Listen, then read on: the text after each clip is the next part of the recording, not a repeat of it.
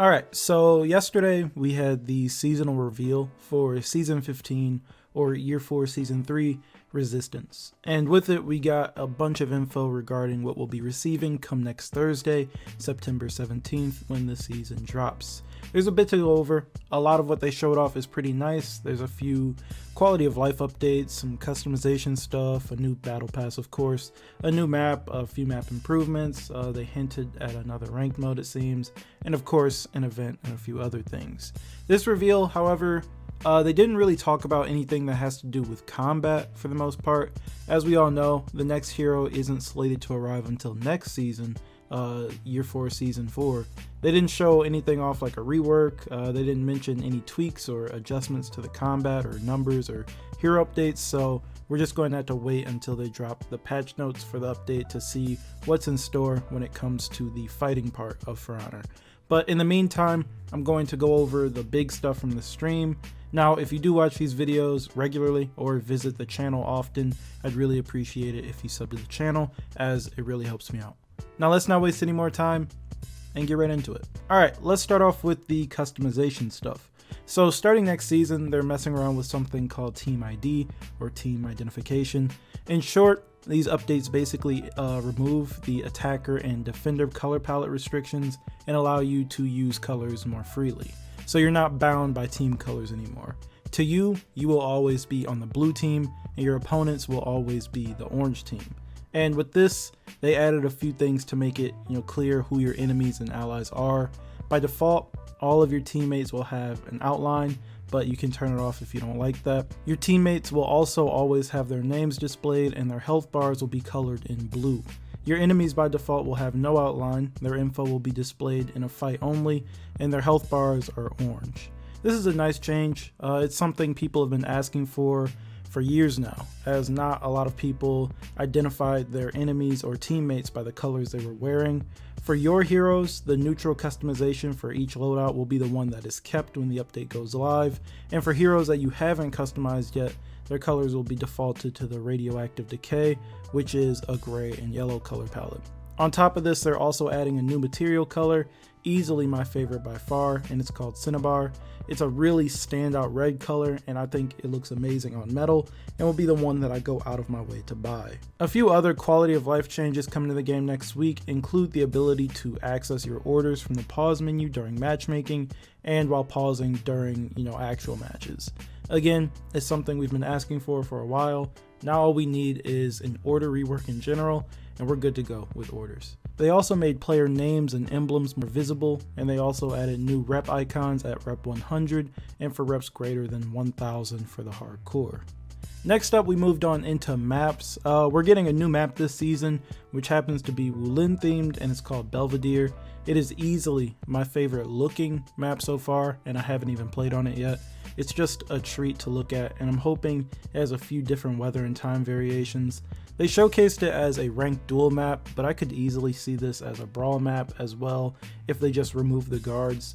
It looks too good to be restricted to duels, and I pray that we get a map that looks this good in Dominion as well, because I don't play a lot of duel and won't ever get to see it. They had mentioned that this would be one of the maps to showcase a new ranked mode, and then they didn't get into that statement at all, so we'll just have to wait and see what they meant by that. As for map improvements, they mentioned a few changes to maps, but the highlight was Sentinel. Sentinel is the map with the ballistas. They've done a few things to try and make the map play a little better. Starting with Zone A, they made the entire space larger and added a brazier in the middle to add a little cover from the seaside ballista. They also got rid of the little back walkway that served little purpose and just increased the size of the steps back there. C also received some work. The interior downstairs area has been opened up entirely to allow more room for fighting. The upstairs portion of the interior is now no longer a part of the zone, so you can't boost the point and use the ballista at the same time. And the ledges up there now have guardrails, so you can't, throw anyone off or drop from there. They also opened up the walls opposite of each staircase and added zip lines. The zip lines will allow for fast rotation to B and will give you a few more ways to leave C without having to go all the way around or get funneled out through the front. The exterior portion of the zone has been tightened up and made a bit smaller as well. so we'll just have to wait and see how it feels and how it plays. As for the dueling side of this map, the top of the tower no longer has that trap door opening up between the two players at the start, and a few of the start locations have been changed as well. Now onto the seasonal event. This time around we'll be going through the Tales of the Rebellion event, which is a 3-week long PvE event, meaning that it's not, players versus players, it's players versus AI. Each week there will be a different game mode to go through. On week 1 we'll be playing a game mode called Rescue. In Rescue we'll have to capture zones and protect Ilma, the blacksmith, from the Horkos. It's a version of the Emperor's Escape game mode that we played during the John Hu season, and this time we'll be fighting against Samurai Horkos, with Ilma being our source of healing. In week 2 we'll be playing a game mode called Pillage, where we must secure the Draconite before the Horkos do, and then deposit it. It's a version of the Soul Rush game mode that we played during the Hitokiri season. We get Draconite from taking out the Horkos minions mining it. In turn, we'll get feats for holding the Draconite, and then we'll deposit it at a point. This is, again, a PvE game mode, which means we'll be facing bots. Then the last mode of the event during week 3 is called Overthrow. In Overthrow, we'll be confronting the leader of the Samurai Horkos named Yato. This is a new mode and isn't based off of anything else like the 2 prior game modes. We'll start off by protecting Ilma, the blacksmith we protected in week 1, while she forges a weapon made from the Draconite that we secured in week 2. We'll then use that weapon to defeat a corrupted boss. They didn't show much as they want, the boss to be a bit of a surprise, so we'll just have to wait and see how that turns out. I'm hoping that these modes are tougher than the other PvE modes, as the last ones have been a little bit too easy, so here's hoping. Then to round things off, they showed off some of the stuff from the Battle Pass, some event stuff, and then of course some new weapons and armor. There are 2 sets of weapons as usual, the ones we'll get with the season and then the Battle Pass stuff. I think both sets look pretty good. The seasonal weapons are all themed around poison, basically, and they really stick to that theme. It's again one of those sets that you either like or don't like because of how specific they are. Then the Battle Pass weapons are pretty cool as well, but again, they're hit or miss depending on who you are and what you like. These look really fantasy inspired and they're extremely shiny. As for the armor, just like before, we got a bunch of new variations for existing sets and a bunch of new helmets and whatnot for everyone, with the big thing this time around being a new set for Aramusha. I actually really like this set. We can now all cosplay as Ryuzo from Ghost of Tsushima. I'm really looking forward to getting this for Aramusha. This is the second Year 1 DLC hero to get new armor. First it was Centurion, so I wonder who's going to be next if we follow this trend of Year 1 heroes. If I had to take a guess, I'd say it'd either be Shaman or Highlander, since they are each gender locked like Aramusha and Centurion, while Gladiator and Shinobi both have male and female variants to worry about, but we'll see what happens. And lastly, before we call it a day, UB did release a roadmap for September not too long ago. It's not a deep list since most of it is crammed onto the 17th, but we do see that on the season launch day we're getting the Battle Pass, the event, a quest, and then of course the start to the faction war. A week later, on the 24th, we'll be receiving another batch of content of the week. I don't even really have a guess as to what it could be.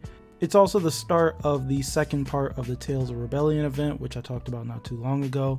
And then finally, on the 25th, we'll be starting another round of double XP so that you can grind out whatever hero you want to work on next and head towards that rep 1000 for the new rep icon if you're really hardcore like that.